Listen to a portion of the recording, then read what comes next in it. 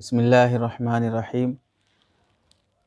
عام طور سے ہمارے بعض دوست و احباب بیانات میں بہت خلوص اور جذبے کے ساتھ جو واقعات بیان کرتے ہیں، ان میں سے ایک واقعہ یہ ہے کہ حضرت صدیق اکبر رضی اللہ تعالیٰ عنہ کے زمانے میں آپ رضی اللہ تعالیٰ عنہ کو اپنی قوم کی اور مسلمانوں کی خدمت کا اس قدر جذبہ تھا کہ مدینہ کے پورے محتاج اور ضرورت مندوں کی فہرست بنی تھی، جس میں سے ایک خانہ خالی تھا کہ وہاں پر مخدوم کا نام تو ہے لیکن خادم کون ہے اس کا پتہ نہیں ہے۔ حضرت صدیق اکبر رضی اللہ تعالیٰ عنہ وہ بوڑھی خاتون تھی، اس کے گھر جاتے تھے، اس کے گھر میں جھاڑو دیتے، پانی بھرتے اور اس کا ضرورت کا سامان پورا مہیا کرتے۔ حضرت عمر رضی اللہ تعالیٰ عنہ کو پتہ چلا کہ یہ ان کے گھر کی خدمت کون کر رہا ہے معلوم نہیں ہے۔ آپ خدمت کے لیے آئے تو دیکھا صفائی ہے، تھوڑی دیر پہلے آنے کی کوشش کی تو دیکھا اس بار بھی صفائی ہے، پوچھا کون کر رہا ہے؟ ابھی تھوڑی دیر پہلے ایک آدمی آیا تھا، کر کے چلا گیا۔ اس طرح کئی بار حضرت عمر رضی اللہ تعالیٰ عنہ نے کوشش کی کہ اس خاتون کے گھر کی صفائی کریں، لیکن موقع نہیں ملا۔ پھر کافی دیر پہلے سے انتظار میں بیٹھے رہے کہ کون آتا ہے، آخر دیکھیں تو رات کے اندھیرے میں چپل پہنے بغیر بہت چپکے سے صدیق اکبر رضی اللہ تعالیٰ عنہ آتے ہیں اور گھر کی صفائی کر کے جاتے ہیں، تو حضرت عمر پیچھے سے ہاتھ رکھتے ہیں۔ بعد میں حضرت عمر رضی اللہ عنہ کو پتہ چلتا ہے کہ صدیق اکبر رضی اللہ تعالیٰ عنہ ہیں جو اپنے وقت کے خلیفہ ہونے کے باوجود محلے کی ایک بوڑھی عورت کی خدمت کر رہے ہیں۔ تو حضرت عمر رضی اللہ تعالیٰ عنہ بہت متاثر ہوتے ہیں اور فرماتے ہیں کہ بخدا ہم آپ سے نیکیوں میں آگے نہیں بڑھ سکتے ہیں۔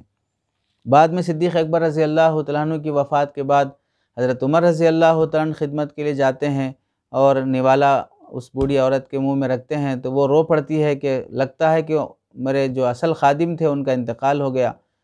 کیوں، کیسے معلوم ہوا؟ تو وہ کہنے لگتی ہے کہ اس سے پہلے جو آتے تھے وہ لقمہ چبا کر مجھے کھلاتے تھے اور تم نے ثابت لقمہ ایسے ہی میرے منہ میں رکھ دیا، جس سے مجھے اندازہ ہوا کہ تمہیں خدمت کرنے میں نئے ہو۔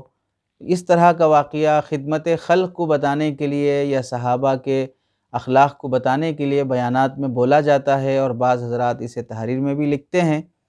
تو اس سلسلے میں تحقیق یہ ہے کہ جس انداز سے حضرت صدیق اکبر رضی اللہ تعالیٰ عنہ کی طرف منسوب کر کے واقعہ بیان کیا جاتا ہے، عموماً یہ واقعہ کنز العمال کتاب الفضائل میں لکھا ہوا ہے، لیکن محدثین اور محققین کی تحقیق کی روشنی میں یہ واقعہ ثابت نہیں ہے۔ صدیق اکبر رضی اللہ تعالیٰ عنہ کی طرف منسوب کر کے بیان کرنا درست نہیں ہے۔ واقعے میں جتنے راوی ہیں، جیسے جبریل ایک راوی ہیں، اور ایسے ہی رشد بن سعد ایک راوی ہیں، حجاج بن شداد المرادی ایک راوی ہیں، ابو صالح الغفاری ایک راوی ہیں، جتنے بھی راوی ہیں سب کے سب مجہول ہیں، کون ہیں، کس خاندان کے ہیں، کیا نسب ہے، ان کی علمی صلاحیت کیا ہے، ان کا ثقہ ہیں، عادل ہیں، یا ان کا کیا ہے یا کون ہے پتہ ہی نہیں ہے۔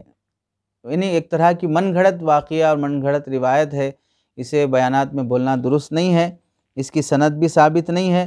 تہذیب التہذیب میں اسماء الرجال پر جو کتابیں لکھی گئی ہیں اس میں لکھا ہے کہ یہ جتنے بھی روات ہیں وہ سب کے سب منکر الحدیث ہیں، یعنی ان کی روایتیں بیان کرنا درست نہیں ہے، یہ مجہول العین ہیں۔ اس واسطے تنبیہات جلد نمبر 2 صفحہ نمبر 8 پر اس واقعے کے سلسلے میں تحقیق لکھی ہے کہ منکر روایات بیان کرنا درست نہیں ہے۔ یہ واقعہ صدیق اکبر رضی اللہ تعالیٰ عنہ سے ثابت نہیں ہے۔ حضرت صدیق اکبر رضی اللہ تعالیٰ عنہ کی خدمت، اللہ کے نبی پر اپنا جان مال لٹا دینا اور اپنے صحابہ پر اپنی حیثیت سے بڑھ کر جو ہو سکتا ہے اپنا جان مال پیش کرنا واقعات سے ثابت ہے، لیکن اس طرح کا یہ جو واقعہ ہے خاص طور سے صدیق اکبر رضی اللہ تعالیٰ عنہ سے ثابت نہیں ہے، موضوع اور من گھڑت روایت ہے۔ تفصیل کے لیے تنبیہات جلد نمبر 2 صفحہ نمبر 9 دیکھا جائے۔ باقی اس واقعے کو بیان کرنے سے احتیاط کیا جائے۔ مستند اور صحیح اور سچے واقعات بہت سے احادیث میں موجود ہیں، انہیں بیان کرنے کا اہتمام کیا جائے۔